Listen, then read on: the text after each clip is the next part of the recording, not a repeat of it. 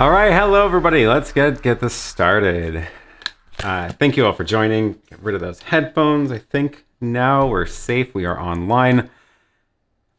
Welcome. Good morning, good afternoon, good evening. So yes, this is an hour earlier for all of you who are in Europe because today the United States switched into daylight savings times. Hopefully for the last time. With any luck, I'm hoping that we are just done with this forever at this point. But yes, if you are not in the US, you will notice that the time is actually an hour earlier. But we are here now, and I see a bunch of you are here anyway, so hopefully you got my email half hour ago, and if you didn't, now is a good time to subscribe. That is aaronpk.tv. Down at the bottom, there's a form you can enter your email, and you'll get an email right before I go live, and when I announce other things like hopefully the next video and the product announcements I'm going to be making soon. So yes, that's what's going on with the time. Let me pull up the chat. And are we online with the chat? We are not yet.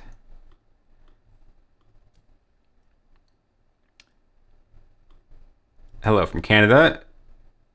Has the code been displayed yet? No, so not yet. It will be shown at some point, probably several times throughout the stream. If you don't know what I'm talking about, the code is the second code you need for the giveaway. You don't need it, you just get more chances to win if you have the code. The giveaway info is down below, but I'll drop that link in the chat as well. We are still running that, and we're going to announce the winners next week during the live stream. So where did it go? There's the link. The link to the giveaway info is here, and this is... Do I have a screen I can pull this up on? I sure do. Why don't I just switch over to my SuperSource, because I think SuperSource is a lot of fun. The giveaway. We are giving away a YoloBox, the Hollyland Mars 400S Pro, a kit of 4 Aputure MC lights, and the Røde Wireless Go 2. And that's all thanks to these amazing companies for sponsoring those items in the giveaway. Instructions for how to enter are down here. And once you do these, it will open up a bunch more things you can do, including finding the secret code in today's stream, which will be hidden somewhere in the stream, and I'm not going to tell you where. I will tell you it will not be the same place as it was last time. So you will have to keep your eyes open for that. And the other thing you can do to enter the giveaway is to take a picture of your rigs, and I pulled up a few here to show what people have posted so far. I see a couple of fun setups here that people have entered. So weird flex, but okay. People are posting on their Instagram or Twitter's photos of the rigs, and then you can drop a link to that into the contest, and I will be able to find them like I am doing here. It's a lot of money in one photo. Yeah, it turns out when you collect a bunch of gear for a while, it ends up yeah, adding up to quite a lot. So there we go. That is the info on the giveaway. And let's go ahead and get rid of that. So how long is there to participate? Until this time next week. Actually, I think it might end like an hour earlier than this next week. Basically, next week on Sunday during my live show, we'll be drawing all the winners. So we have one entry from each of the brand's Instagram accounts that they're going to put into the bucket. I'm going to pick 4 winners from the Gleam giveaway, and then out of those 8, randomly pick 4. So, and then 4 people will win the various things. So yeah, that's how long you have. Another week. And that means if you do miss the live stream today and you're catching up on it later, you will be able to still look back and find the secret code hidden somewhere in the stream, which I still have not shown it yet. So keep an eye out. Okay. Let me scroll back up here because I saw some questions. I commented first on my own video. Yes, I was trying to test out the map thing with the new globe map. Didn't quite get that working in time. So I ended up using just the flat map instead, but hopefully next week I'll have some more stuff to show with the globe version instead. Russell Sorry I can't make it live today. Painting office studio. I mean, listening to me blabber on for an hour sounds like a great thing to do while painting, which is otherwise a very boring task in my opinion. Okay, before we get to the questions, let's see what else we got. People are already answering questions in the chat. That's wonderful. All right. And Ivan, hi from Zagreb, Croatia. You know what, Ivan? I am learning Croatian right now. I am in the middle of a course from University of Zagreb, and I might be able to pronounce your name. Ivan Kivac would be the hard ch. Is that right? Kivac? Yeah, thank you for joining. The little squiggles over the letters, those are not always intuitive. Let me just put it that way. And ch and ch, you could do better to maybe just merge those into one letter at this point. All right. Can you demonstrate how to use USB tethering with an Android phone? I don't have an Android phone, so no, but it's basically exactly the same as you would tether anything over USB. That's the nice thing about what they did with the ATEM Mini. If you just plug in the phone over USB and then turn on tethering on the phone, however you would normally do that, it'll work. It's great. MT says, we've next weekend our daylight savings time change, hopefully also the last time. Oh, interesting. I hadn't heard that countries other than the US were considering dropping it too. That would be fantastic. Chris says, I have someone printed the new stand for me. It is beautiful. The guy printed it, was impressed with your design. Thanks. I'm so glad to hear that. I'm glad it worked. I realized that I forgot to put in the print bed instructions for like how to arrange the parts on the bed and which side should be up, and it isn't actually super intuitive. So I did update the page, the product page, with that info. So if you go to the page on the stand and then where is it? The print your own link. So down here I put in some photos of how to arrange that, which will give you the best results. So the key here is this one needs to go on its side and it's kind of at a slant, but that means it ends up stacking right. And then the little bars at the bottom actually end up being a lot stronger if you print them the tall way instead of flat, just because of the way the plastic is layered. I guess it ends up just being a lot stronger. So that's the deal with those. All right. What are you using to put the overlay of the chat comments? The only way I've been able to do it is using third-party software called ProPresenter. There are several ways, several third-party software options. This is running a Chrome extension that reformats the YouTube chat window, which I will show you what it looks like on my computer. So it looks like this, and it is literally just the YouTube live chat pop-out window that then puts the chat down here. There is a link in this video down below. Look at the links there, and there's a link to a video where I talk about exactly how to do it step by step. And thank you for the super chat. And I just realized I'm missing my companion button to switch the lights back to white. So let me go ahead and do that. While I'm doing that, let me show you Companion, because Companion, if you don't know, is pretty fun software. And every time I do a show, I build up a new set of buttons because I seem to never have anything work the same way between shows. But I do have a button over in another screen called White Lights, and that changes the background lights back to white. So I'm just going to copy that one back over to my screen I'm using today down in the corner. And now if you look at the background, when I press that, they turn back to white. Great. Yeah, Companion is a lot of fun.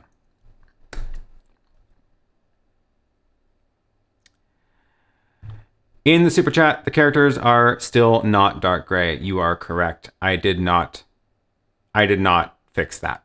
I still have a bug in my extension. It's supposed to make the letters there gray instead of black because I'm using a Luma key to key this out, but you can see that my hand is showing through because they're too dark. It's either that or I actually just don't have the Luma key set right, which is the other option here. Let me see if this helps. It is downstream key 2, and if I adjust the clip, that's the wrong way. Let me adjust it down and right there. Oh yeah, you know what? That's actually better. I just had the key set wrong, I think. Huh, great. Oops, there we go. Yeah.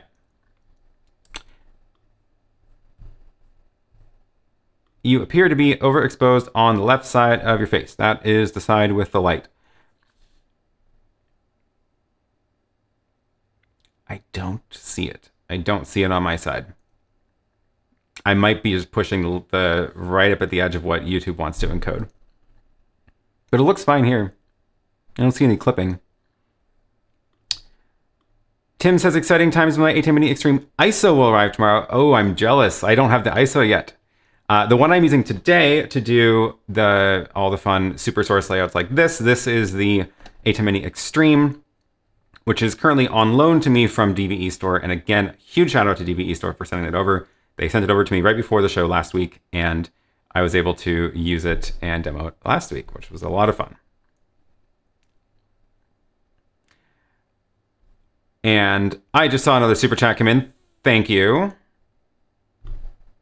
Have you tried your OBS bot with the YoloBox? I'd like to know if it will work on top of the YOLO. You know what? I don't remember if I did actually try that or not. I do remember the limit of the YoloBox is that it doesn't work with 1080p webcams, which is why you can't use the ATEM Mini over USB into the YoloBox. But I don't remember if the OBS bot supports 720p or not. Maybe if we have time later, like we ever have time here, maybe I will try it out. But yeah, otherwise, I'm not sure. I will try it out though at some point. So maybe if I don't try it today, I will get back to you next week. And thank you for the super chat.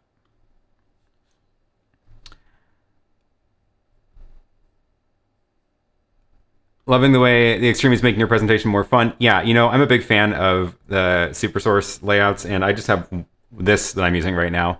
But it means I can just switch to this layout, which is fun, where you can see my whole screen, and I'm still in the shot, cropped, and it's a little bit nicer than the full screen computer with the small picture-in-picture, which is what I was doing before. And, you know, I will say one of the things I've been most impressed with about the Extreme is the fact that there are so many inputs and so many upstream keys, downstream keys, and SuperSource means I don't actually need as many macros anymore. So I would pretty much exclusively rely on macros in the ATEM Mini Pro because the limits where there's only one upstream key, one downstream key. So if I wanted to switch between different picture-in-picture layouts of, you know, myself up in the corner and then switch to like a computer screen smaller with a full screen video, I would need to reconfigure the one upstream key. And that means a lot of, like, there's no way to press all the buttons fast enough. So you have a macro, which then can run all the actions immediately and queue it up. And now with this, I can have SuperSource saved there, and I can just be like, oh, it's time for that layout. Oh, now I'm going back here. And the chat, I can just dedicate downstream key 2 to the chat overlay. And I don't need to reassign them all the time. So I'm barely using any macros right now for this because it's just so much more capable. Brian, thank you for the super chat. Any recommendations for the Extreme on how to enable Multiview and maintain full usage of both aux outs? So no. So there are two aux outs, but they are both assignable to anything. So they're both assignable, so you can use one for Multiview, one for something else. But you don't get Multiview any other way. You can still do the tricks that you could do with the ATEM Mini Pro of using the USB out into a computer for program or into something that outputs it over HDMI. Or you could use the streaming bridge to capture the Ethernet output as a program out. But yeah, the limit is the HDMI is the only place that can output Multiview, and then there are now two, which is already a huge upgrade. There's so much more you can do with having both be assignable. But yeah, you can't use the two outs for something and then also have Multiview.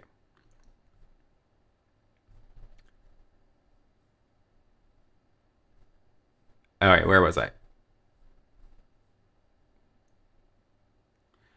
What do you think is the most useful use of a Raspberry Pi 4 for live streaming?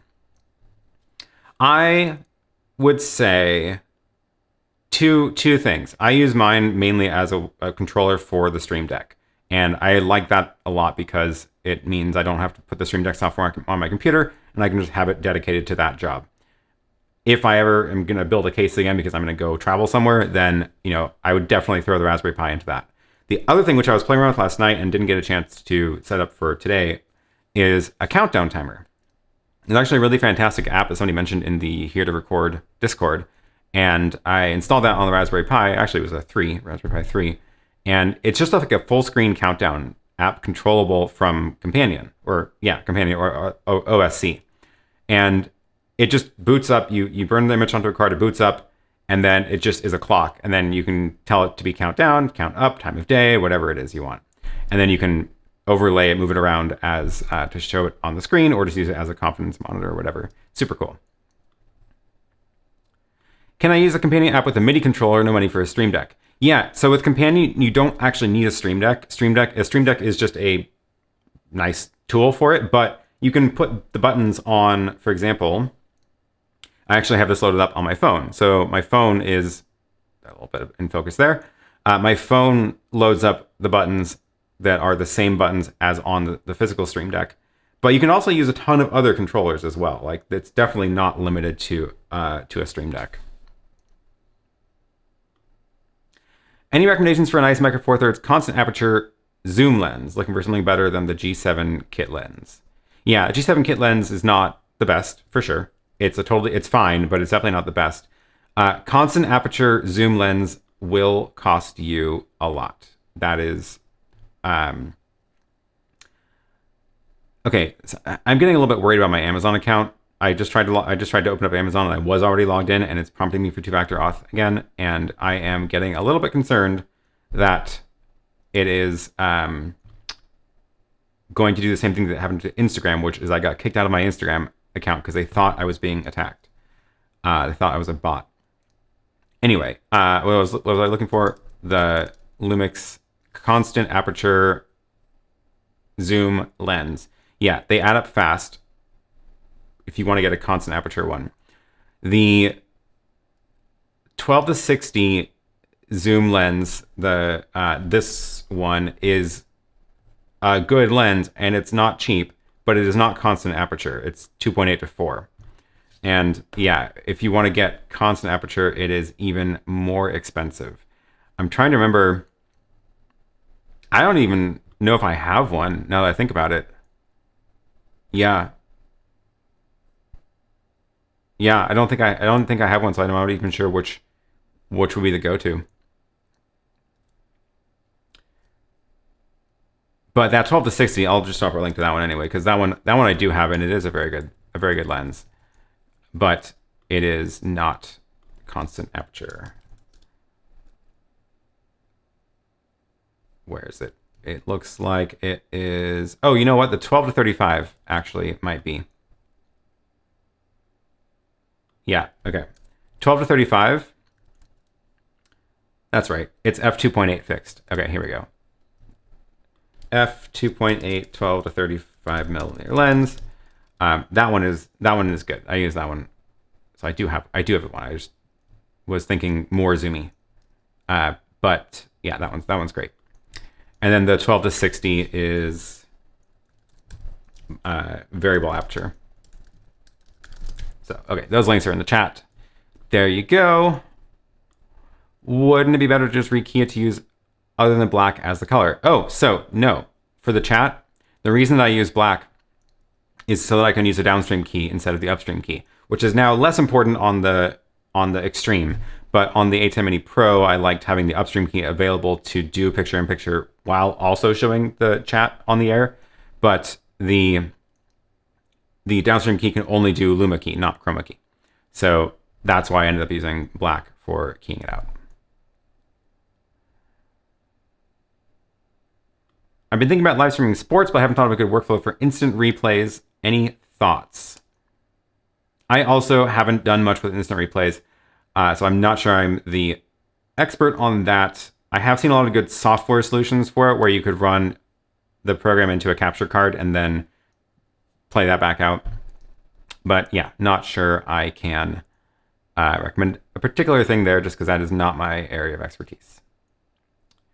Cyber Shadow says, today I used a mirror screen G10 together with the ATEM Mini Extreme and the SuperSource to include the Slido to a stream. Thanks for your show on Mirrorcast AirPlay devices. G10 is great. Awesome. I'm glad to hear that. Yeah, this sort of SuperSource layout is perfect for showing Slido questions or whatever interface you're using on the computer, and being able to cast to that tab is even better. If we have time later, that's funny. Yes, I agree.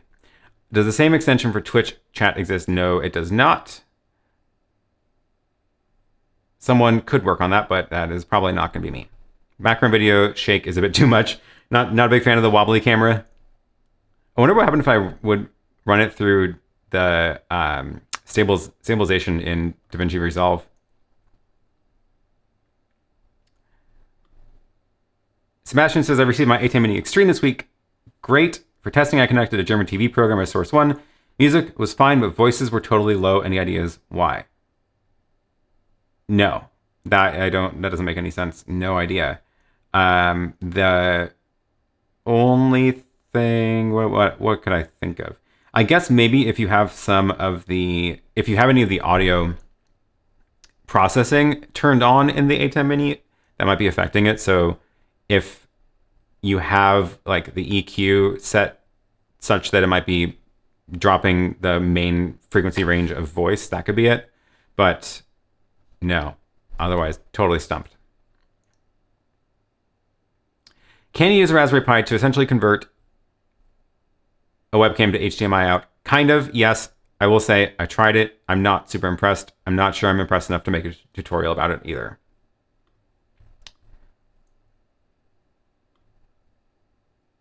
Oh, hey, another good lens recommendation. The Olympus 12-40 is constant f2.8, $8.50 on Amazon. That's pretty good. It's a good deal. Thanks for the super chat for bringing that to my attention. The 12-40, so that's a little bit longer than the 12-35 Lumix, but good deal. Thanks.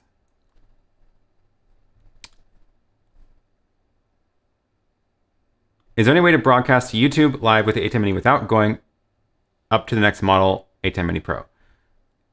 Something is flickering. Is it my chat? Is my chat flickering? I keep seeing out of the corner of my eye.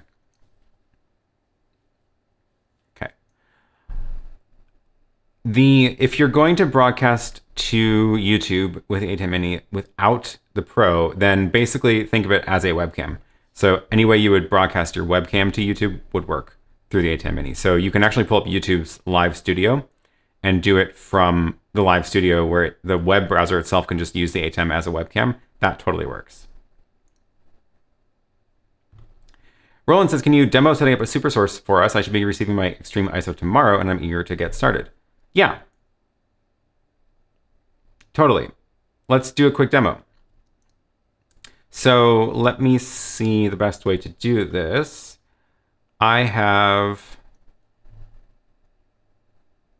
don't have my computer screen being able to share into the stream. I'm actually streaming from the Pro today because I want to be able to switch to, for example, show you the multi-view and the multi-view of the Extreme. The multi-view is not going to be super helpful for you to see the SuperSource, but here, we can just play with the live one. That's what we can do. This is using SuperSource, and this is what you're seeing on the screen. So I can change the layouts here. The way SuperSource works is it gives you 4 boxes on top of a background. So in my case, the background is this moving video in this art section. Or I could switch it to, let me see what's my media pool. Let me just put that static background there. So I can actually say media player 2 is the background. And now it just changes, right? So your background layer can be any of your 8 inputs, or it can be your media player. And it can be in the background or the foreground. So if you have a graphic with transparency, like this one might be lined up. Yeah, it is lined up. So if I bump that into the foreground, you'll see that it now draws the outlines over the video.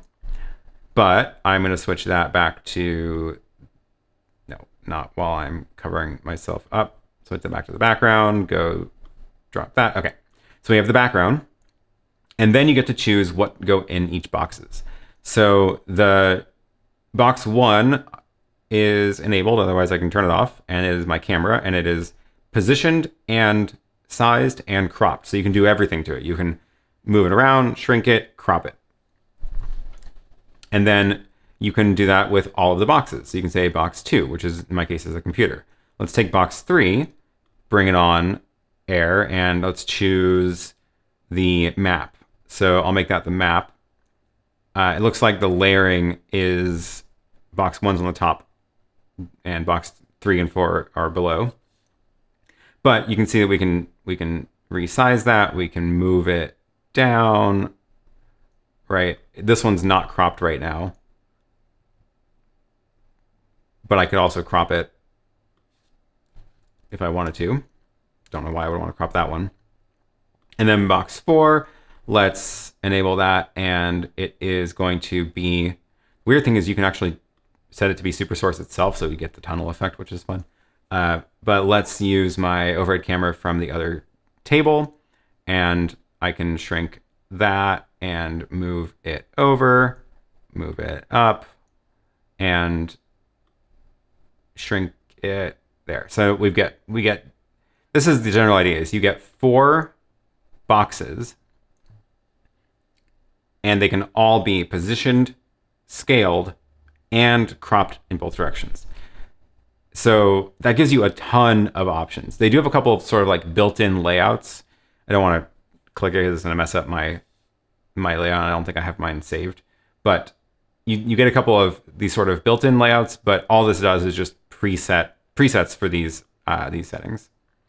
So yeah, super cool. You can do a lot of stuff with it. Definitely a lot of stuff, a lot of options. You don't have to have, I have my computer screen large so that you can see it, but I could shrink that down to make room for more stuff too. Now I don't remember what it was at. Doesn't matter, close enough.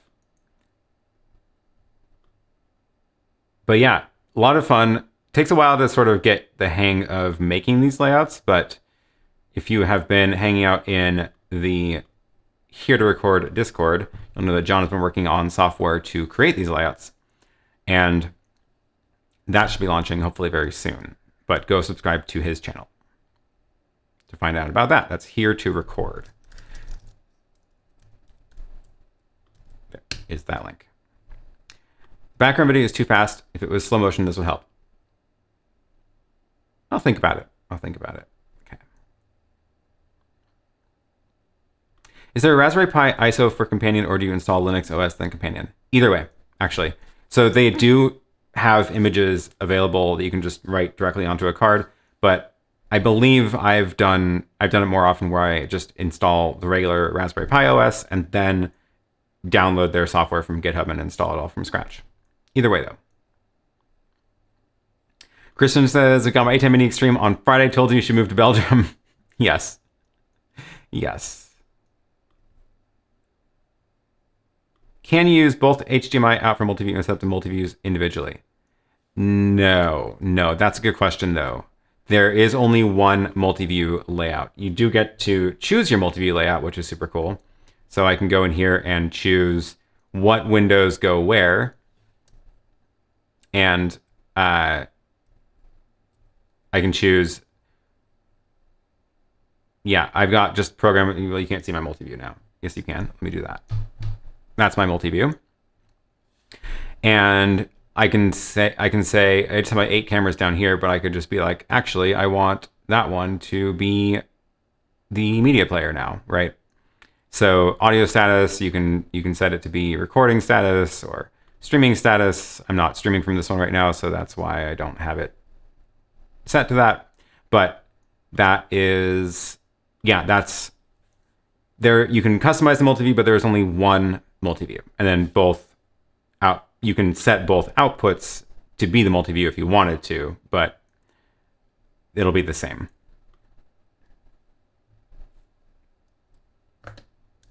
Back out of that. Okay.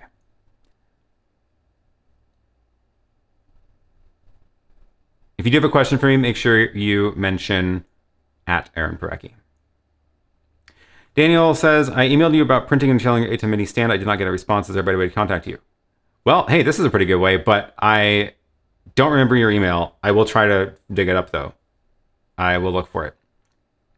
I, as you can imagine, get a lot of emails, and it is very hard to stay on top of them sometimes. I apologize. But I will try to look for that after the show.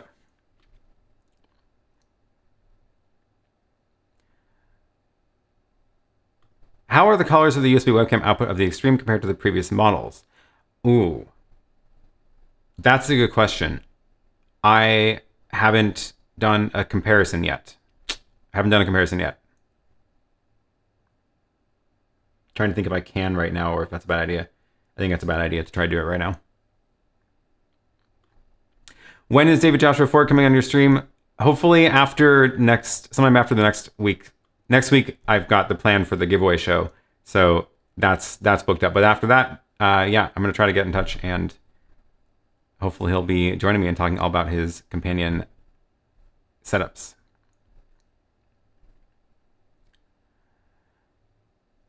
Can the ATEM Mini Extreme stream to streaming bridge like the Pro does? Absolutely. Yes, it can. Both versions of the Pro and ISO, Extreme Pro and Extreme ISO, can stream to a streaming bridge. I believe actually the Web Presenter HD can also, but I haven't tested that because I don't have one yet, but I will be getting one in a couple of weeks to try. With SuperSource, how would you set one as a logo, one as a lower third, and one as a green screen camera angle? That's a good question. It's not quite meant for that. So it's meant to do these kinds of layouts. It's not really meant to composite stuff. That's what the upstream keyers are for. So to do what you're asking about, I would actually say use a downstream key for the logo. So let me see if I have one in here. I do. So I have a little graphic which I can put into downstream key. Let me show you this one instead. So downstream key 2 is busy with the chat. Downstream key 1 is not on air yet. So if I change that to media player 2, and let's do that. Let's see down in the corner, down here. There it is. I can't point on the screen. So that's the downstream key. That's like your logo, right? I don't really have a logo. I need to get one. And then a lower third, I'm actually doing, the chat lower third, but that's downstream key 2. If you wanted to use a green background for that instead of a black background, you could use one of your upstream keys. And then if you actually had a green screen camera angle, you could use an upstream key for that. So if I go over to, let's use upstream key 2, my chroma key from the main camera will sample, that'll be close. And then let's just turn that on. So now I'm keying myself over the other camera angle, but let me shrink myself so that you can see this a little better.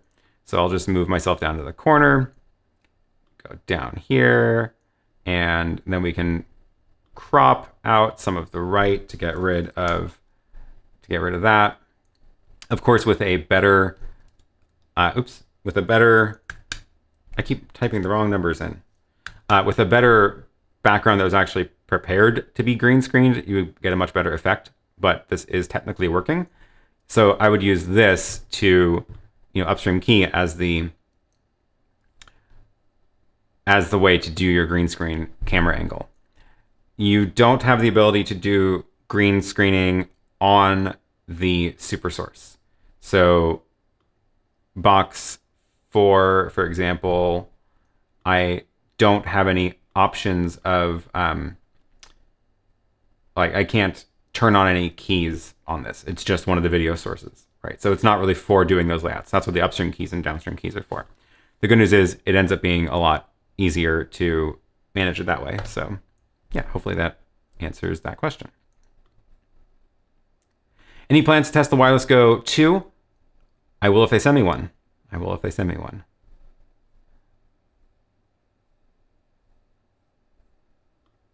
Can the ATEM Extreme or ISO stream to multiple platforms? No, they cannot. Any update packaging your chat overlay extension to work with Zoom? I did see that there was some chatter on that on the GitHub project. I have not been doing it, but somebody else has been working on Zoom option for it. So if you go take a look at the source code on GitHub, there is a discussion going on supporting Zoom in the browser, and there was an activity here that I have not yet caught up on the discussion, but a lot of good work happening here. So there is, looks like it might actually be working. That's great. That link, yeah, if you just go to my GitHub repo, there's it's a pull request there, and I will at some point hopefully be able to merge that in when I get a chance. Randy says, have you heard from DVE Store about the status of your Extreme ISO? It appears they are arriving in Europe. Thank you for the super chat, Randy. I have not heard any news about the ISO in the US yet. But no news. I'm crossing my fingers that I get it in the next 2 weeks, before 2 weeks. So who knows? Who knows? But yeah, I've been seeing them pop up all over other countries that are not the US. So hopefully we are getting ours in here soon.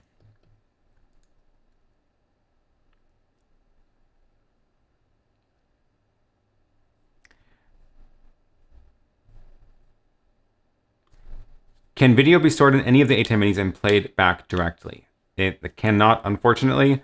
The media pool is only for still graphics. Even in the larger ATEMs, I would not call it video. They have the option of uploading image sequences, I guess would be a good term for it.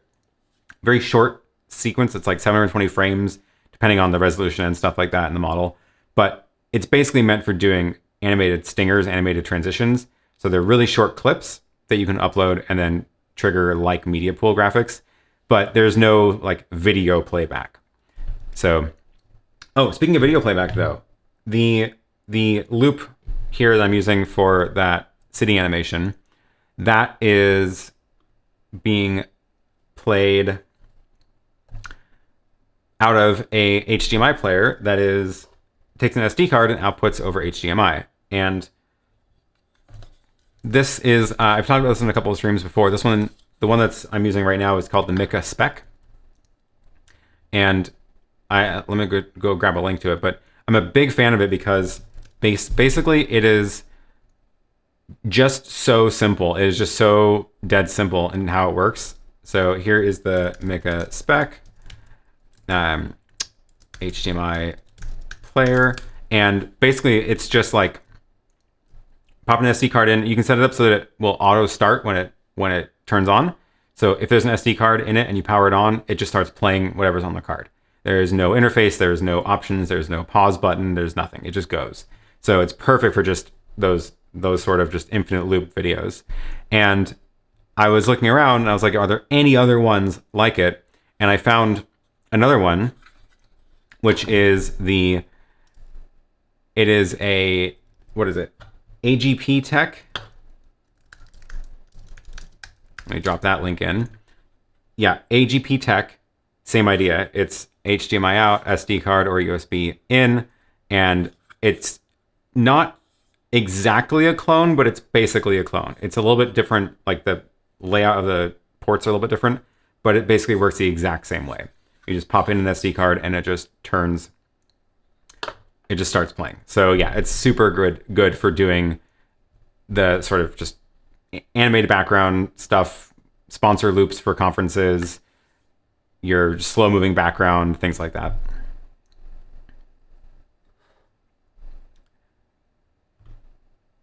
Can you customize Multiview so that less items are on the screen, but the remainders can use more space? Almost. Yeah. So if we take a look at the Multiview options again, you get to choose. I hope this isn't going to mess me up. Let me save this really quick in case I need to get back to this. Extreme, March 14th. save the whole thing in case I need to get back to this. But if you customize the layout, you'll notice over here there's this view control section, and you can click on it and it will turn that into a large one. And you can do it for all 4 of them, which means if I show you let me show you my wide camera, which now I'm trying to remember which input it's on because I lost my multi-view. There we go. So here's my multi-view. It's now 4 screens, right? And I can choose what goes on each one. So I can say main camera up there, program over here. I can do SuperSource over here, and I can do the top-down camera. Where's the top-down camera? That one over here, right? So now my multi-view is only showing me 4 things, and it is showing me the 4 arbitrary sources that I've chosen. So back to my computer screen, which I can't find it now. SuperSource. There we go. So you can see I've chosen 4 different options here, and I can get them. I can split them again if I wanted to, right? I can split them back. Oh, and it is conveniently restoring my layouts. So if I show you what I'm seeing here in front of me, as I click these, they're bringing back the little split views. So super powerful. You can do a lot of stuff with that.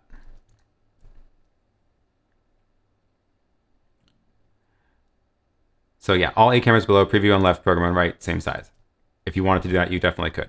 You could get rid of those 4 and then change that to preview.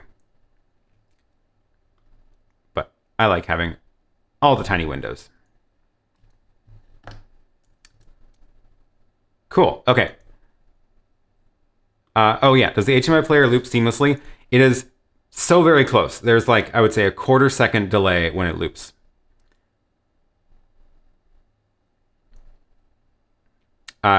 Your SuperSource view for the picture-in-picture makes the computer output a little small to see detail. Yeah, sorry about that. It's not perfect. That's why I was trying to zoom in on that. Okay. Where was I in the chat? Oh my gosh. There are so many questions today. Can you use LUTs on the ATEM Mini Extreme? No, you cannot. But you can load LUTs into the little converters.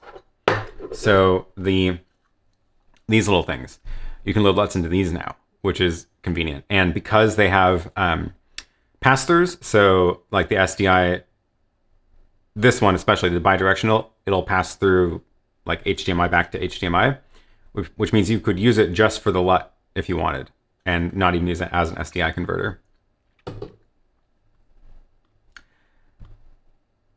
Why? I like the ATEM lineup, but why do we need it?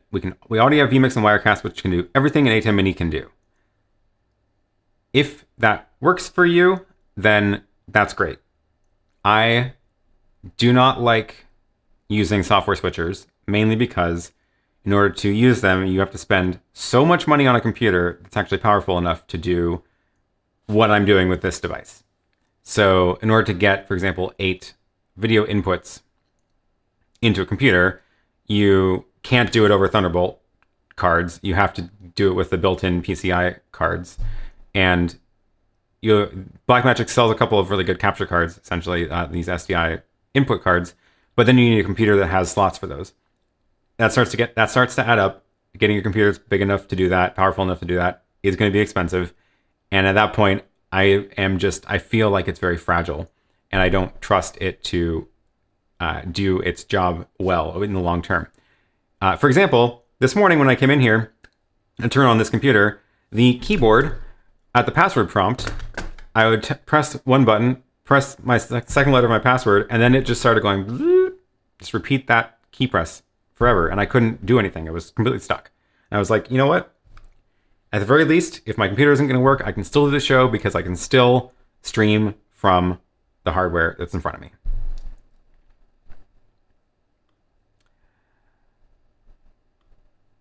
I've heard that the ATEM Pro Companion profile can be used with the Stream Deck and Extreme, but do you know if Companion is adding functionality that is unique to the Extreme? I believe they are working on adding support for the Extreme specifically, but the yeah, the regular ATEM Mini Pro profile does work with it, so you don't need to wait to be able to use it. But there is a couple of things in the Extreme that are, you know, additional on top of the Pro, so they are working on adding support for it. Do I need to buy the Extreme or with Mini Pro? It's okay for small streaming services. It's something new or just for the 8 entries. The main thing in addition to the 8 inputs that you get is the ability to do the SuperSource layouts. So the ability to do these sort of side-by-side or 4 boxes layouts. That's something that you cannot do in the ATEM Mini Pro. The other, of course, thing is the additional upstream and downstream keyers, but you may not need those. But if you're trying to do a bunch of layering of things, of like your camera and then lyrics over it, or captions, or in my case, chat, the additional downstream keyers and the additional upstream keyers mean you get a lot more flexibility there. But the SuperSource is the one that's like absolutely out of control, powerful, but you may not need it again.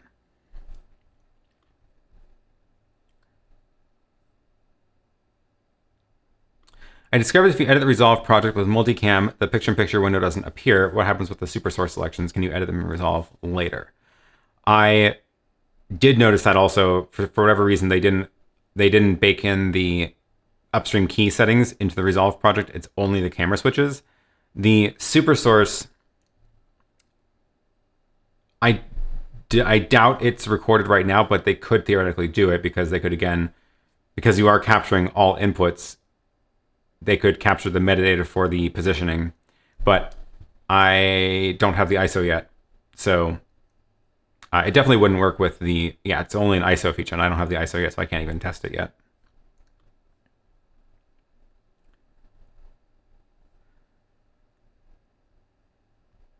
How does the Raspberry Pi streaming bridge setup compare to the actual streaming bridge? Is the Raspberry Pi a viable option for receiving remote speakers as sources? It is possible to get a good result. The thing is that you'll get a much longer delay using the Raspberry Pi compared to the streaming bridge. The streaming bridge delay is about half a second. That's what we were seeing when I was doing the joint show with Photo Joseph and John Barker.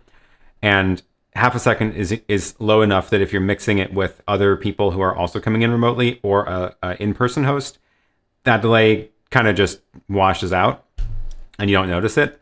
But with the Raspberry Pi, it'll be several seconds, and I haven't been able to figure out how to not knock it down even farther.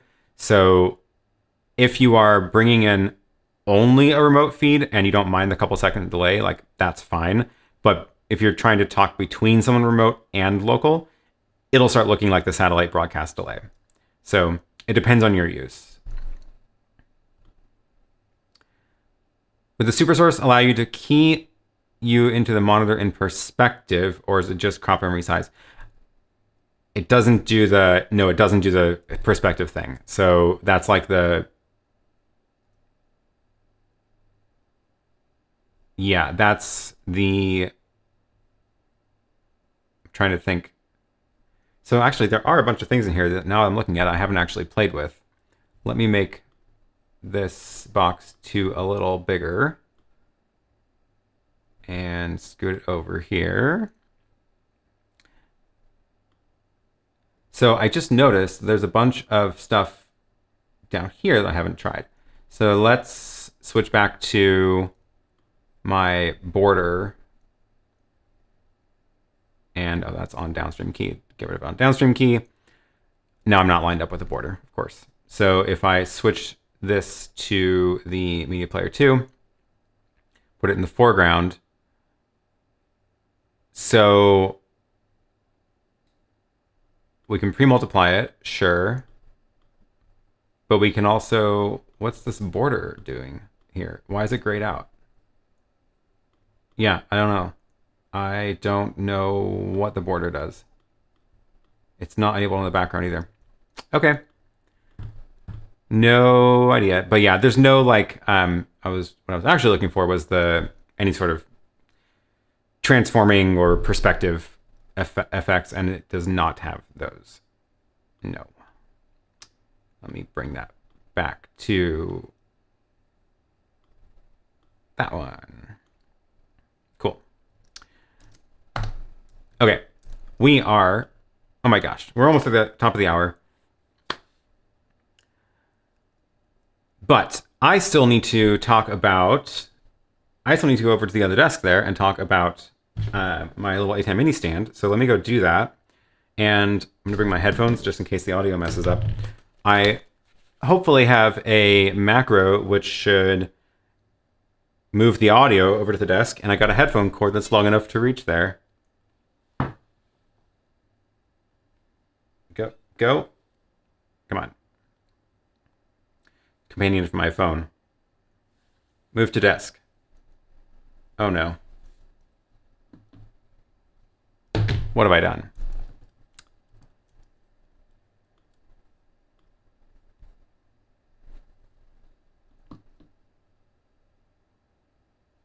It's all here. All my little actions. Set the audio. Set the input. But I don't know why it's not doing it when I push it. Oh, because I'm pushing the wrong button. I'm an idiot. I wanted to push move to table. Because I'm at the desk.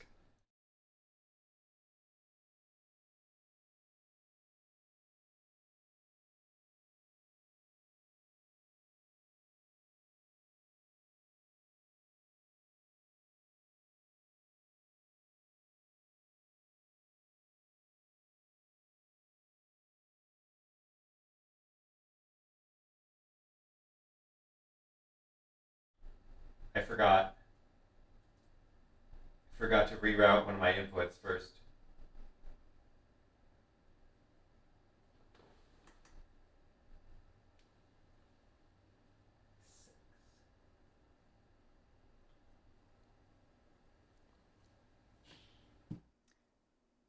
It would help if my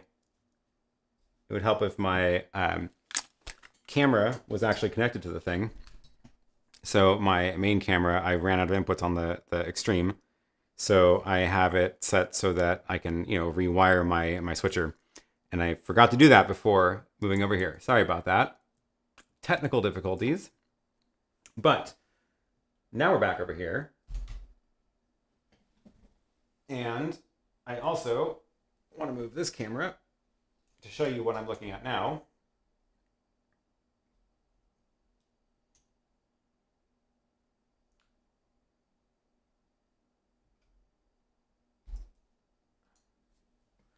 The cool thing about this setup here is I can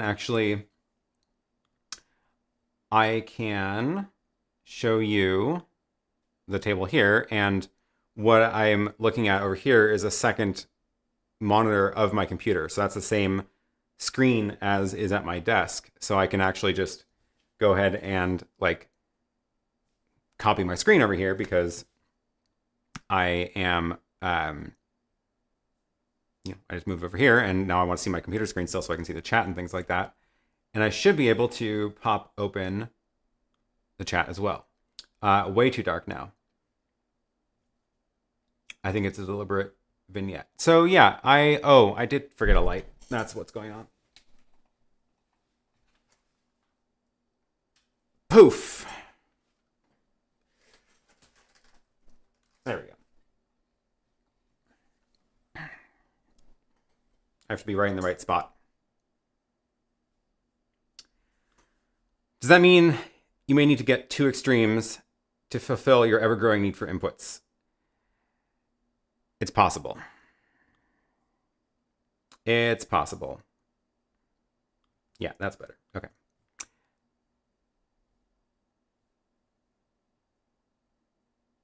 So the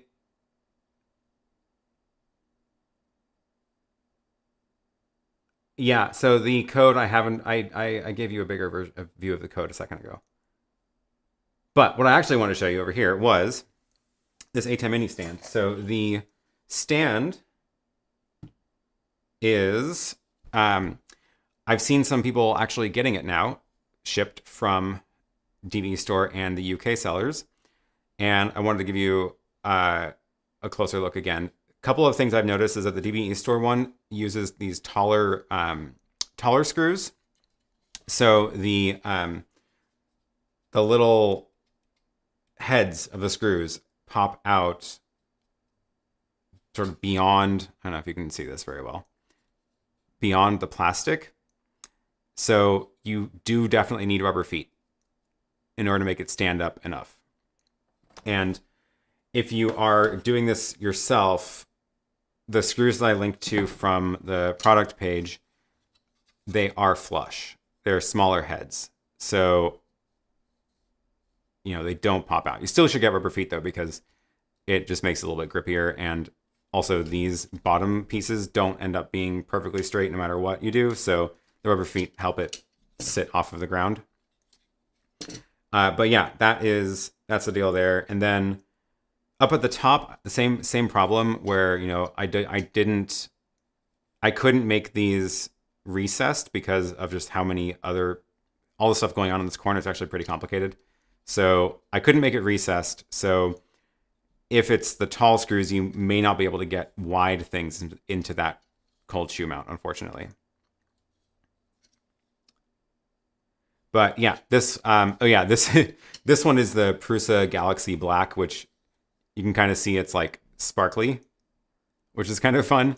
I didn't realize that's what it meant when I bought it. I just thought I was buying black, but it's kind of cool. This is the one from DVE Store, and this one is in regular black. So if you're buying it in regular black, that's what you'll get. And yeah, so that's a bit about that. I am very, very, very close to getting a supplier in the EU. Very close to having an EU supplier. So hang tight on that, and hopefully that will be coming, I want to say maybe this week, maybe next week. And I will definitely post about it on the list, my mailing list. So go make sure you sign up for that. Again, that's aaronpk.tv, and down at the bottom there is a sign up, a subscription form down there. EU supplier where exactly? I think it might be. I think it was Prague actually. I might have to go visit. I don't remember exactly, but I will. I'll post about it for sure, and there'll be a link to buy it and all that stuff. So yeah, it's actually, let me see if I can find. Looks like they're actually in Bratislava. Okay. I'm late, an hour early. Sorry, everybody who's joining just now because of daylight savings time, but thanks for joining. Oh, Paul, thank you for the super chat. For your shows before 50K, how about some shows on shooting in-person interviews, events, and the like? So my preferred way to do videos is to do videos about things that I do and know about, and not a lot of opportunities to do in-person shows or interviews right now. So until I personally am doing more of that work, I'm probably not going to be doing too many videos about them because it's just not something that I am an expert in until I've practiced it enough. So we'll see. But I do hope to do some events again soon, like small conferences kinds of things, especially with the ATEM Mini Pro, which I have not even had a chance to bring out to a gig yet. I did bring the ATEM Mini out on a gig, but hopefully I'll be doing that again soon once events and stuff start opening up again. Diane, thank you for joining. Greetings from Finland. Well, welcome to hour 2 of this. No, I'm not going to go on for another hour. So the screws to the stand do come with the stand from DVE Store, but for the best experience, I should buy that screws on Amazon. It depends on if you need, like, if you get the rubber feet, it's fine. So like with the rubber feet on it, the bottom screws don't matter. It's really only this top screw that might block the cold shoe if you are putting wide things on the cold shoe. And I might see if they can stock the other screws for the new ones they're producing, but it's not a huge deal either way because like it only really matters for those. The rest of them are hidden enough And you do want rubber feet anyway, even if you have the shorter screws, just because otherwise this bowing makes it not quite sit flat. Asking, as your earlier stuff included the events with the bike case, how would that work with the Extreme? Yeah, I don't know. I'm very curious how it's going to work with the Extreme, with the rolling stuff on a bike. Like, I think I'm going to, first of all, need less equipment, because a lot of what that case did for me was was because I had so many inputs and things like that, and so many different, needing to run cables everywhere. So I think the Extreme does consolidate a lot of that. It's got the recorder and streaming built in, whereas I had to use the HyperDeck and a separate streaming device with the other kit. So I think there'll be less gear. I am curious to see how I throw together a bike rig again in the future.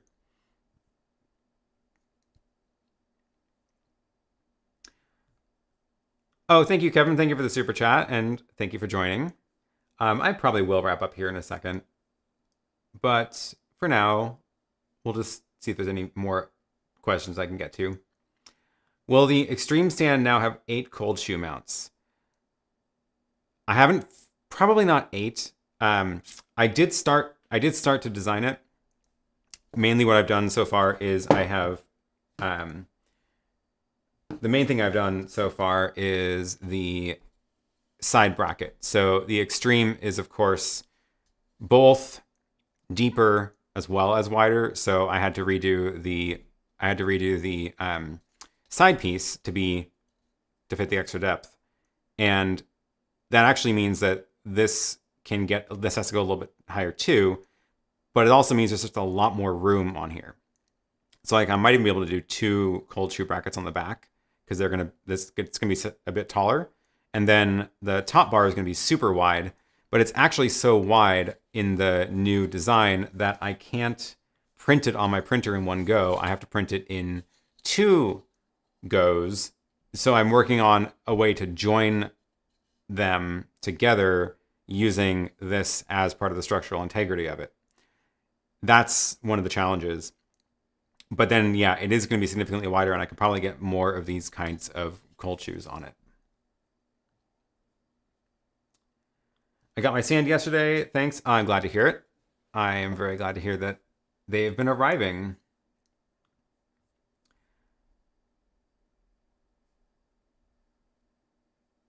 Is vacuum forming an option for the Extreme larger areas? I want to stick with 3D printing just because it is a lot easier logistically, and it means there's just a lot more options I have of like finding people to produce them, and it's a lot easier than trying to do something that would require me to have minimums and things like that. So it's all print on demand with the 3D printing, which is really, really nice. So yeah. Oh, are you doing outdoor next week? I looked at the weather forecast, and they are saying that it's going to be very rainy and damp, and I'm not terribly interested in doing it outside in that weather, so probably not. But I think what I'm going to do next week is in here, but at this table with the ATEM Mini down here and the YoloBox on the top. That's my tentative plan. So we'll see, because then I can do it in here. I don't have to go outside in the terrible, terrible weather. Tech Condo, thank you for the super chat. I can't wait to have one of these stands to elevate my ATEM Mini on top of my Extreme ISO. Nice. Yeah, okay. Oh, that's a good way to do it too. Yeah, that way you put the Extreme down below, because I don't have the Extreme stand yet, and the ATEM Mini on top of it. Yeah, thanks for the super chat. I can't wait for you to get one either. Ooh, good question. Can you use the Micaspec or a GPTech to play a ProRes video with an alpha channel to play Stinger style transition videos? You would need 2 video outs in order to do a proper alpha channel out, and that's only got 1 HDMI out. So your best bet for that probably is the HyperDeck, because it's really made for that exact thing. How do you use Home Assistant to control your studio? How did you know I use Home Assistant? I don't think I showed anything with that. Oh, I did show it in the companion screenshot. Basically, every light is on a smart switch, or is a smart light. Like the lights for the super chats are hue bulbs, and like those little things are on a smart, Zigbee dimmer, or yeah, actually it is a dimmer. So it means I can do buttons on companion to control the lights. I have like a I'm leaving the studio button, which turns off all the lights. The overhead ones are connected to that as well. And I also have the heater controlled through that. So I have temperature sensors, and the heater is controlled through Home Assistant as well. It's a lot of fun. I like it. All right. What else? Oh, one little note from Sebastian. I'm using the ESP32 M5 stick. Can't use more than 4 with the Extreme. All others do not react. There is a limit of how many things can connect to the ATEM at a time. And I think it's 4 or 5. So that's the problem there. There's the workaround is basically there's an app called Tally Arbiter. And Tally Arbiter is kind of like that's the thing that connects to the ATEM, and all the tally lights would connect to it. And that's how you can get around that limit. But you would have to do things a little bit differently than the code I wrote, because I wrote that code to talk directly to the ATEM, which then means it is a bit limited. Stick to printing stands as the Extreme ISO 2 will be here by July at the rate Blackmagic is going. Yeah, fair point. That's the nice thing about no minimum orders is if they make the change to their product line, I can very quickly react. Well, I should say quickly in the grand scheme of things, because I kind of forgot how much work it was to design this the first time. I did it in just, I guess, small parts, small chunks, small bursts of work, but the measuring to make sure the ATEM fits there, figuring out the right angles for all this stuff. I don't know if you can see, but like the little rounded corners, those are all, details in there. And it's just a lot. It's a lot to put together. And I started doing the Extreme version, and I was like, oh, wow, yeah, this isn't just I'm not just going to crank this out in a day.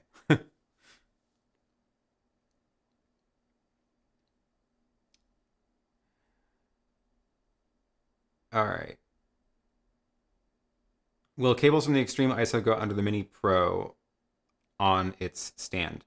I believe so. So with the ATEM Mini on the top here, it lifts it off the ground, right? So it's raised up, and the Extreme is taller. Yes, I'm not going to bring it over here, obviously, but the Extreme is taller, but the HDMI ports are the same height off the ground. So I don't have another ATEM Mini, but the another ATEM Mini Pro would end up being about like here, and then the Extreme ends up actually being like flush to the top. But the cables are still at the same height, so the cables can still fit under there just fine. That's the trick.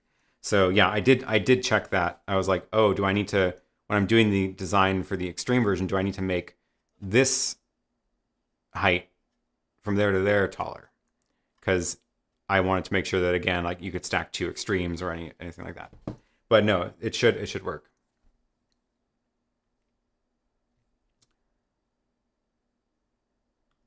Oh, hey, thanks for the super chat. What's your recommendation for an inexpensive camera, or is there a webcam with HDMI out that could be used for an office meeting and for practicing?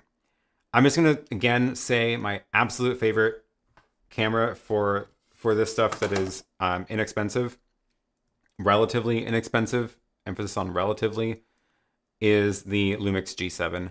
And that's the main streaming camera. So the one at my desk, not this one.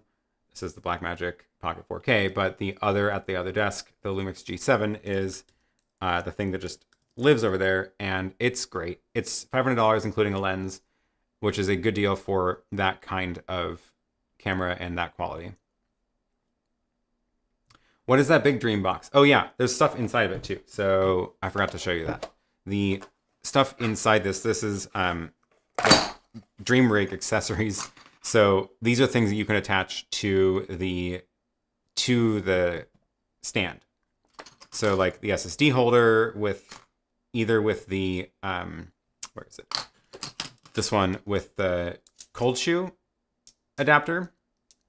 So, you know, that can sit on the top. It can sit on the side, whatever.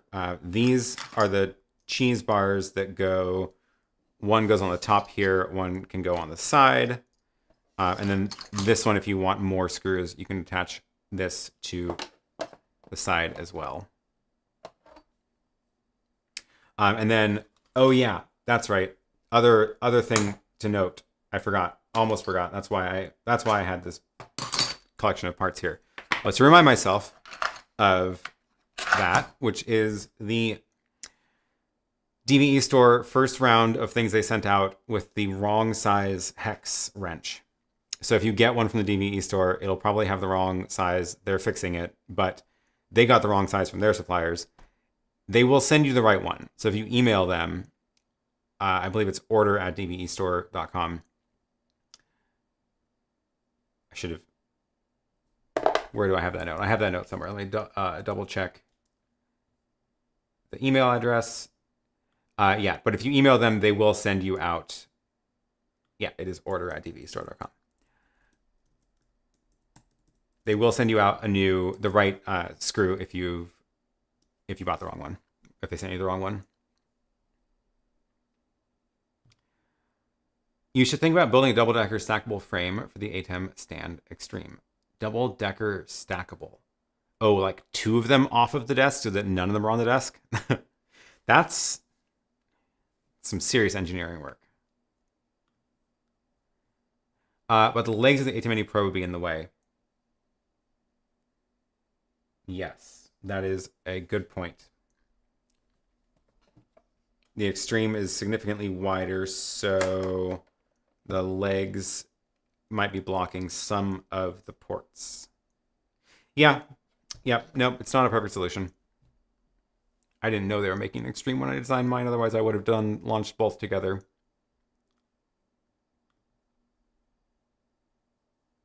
Okay. I think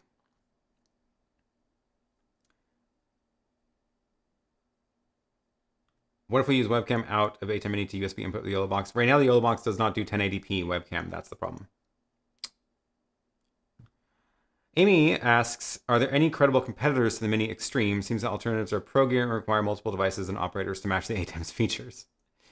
This is, yeah, no, you're not wrong. That is absolutely correct. The ATEM Mini was one of the, it was extremely revolutionary when it launched, but then a bunch of people started building similar devices that do not exactly all the features of the Mini, but 4 input switchers, which was the sort of big thing that nobody had for $300 until the ATEM Mini came out. And then Blackmagic just bumped it up another tier again of like, yeah, out of control how much stuff you get for the price of the ATEM Mini Extreme at $1,000. Like features that they only sold in their $4,000 switchers are available now, and it's amazing. So we'll see if anybody else starts, upping the list of features in their own versions of those products. But yeah, in order to do like the SuperSource style layouts or the having 4 upstream keys and all that kind of stuff it's just a lot of stuff.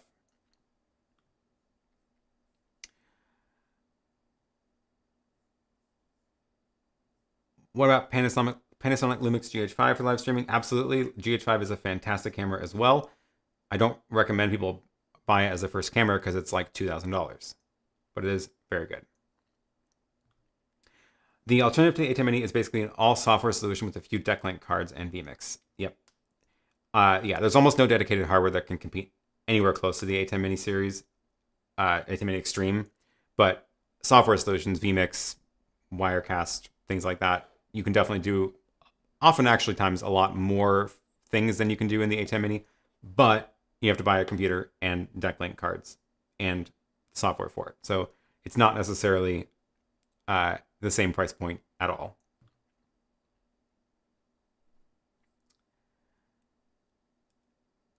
Okay.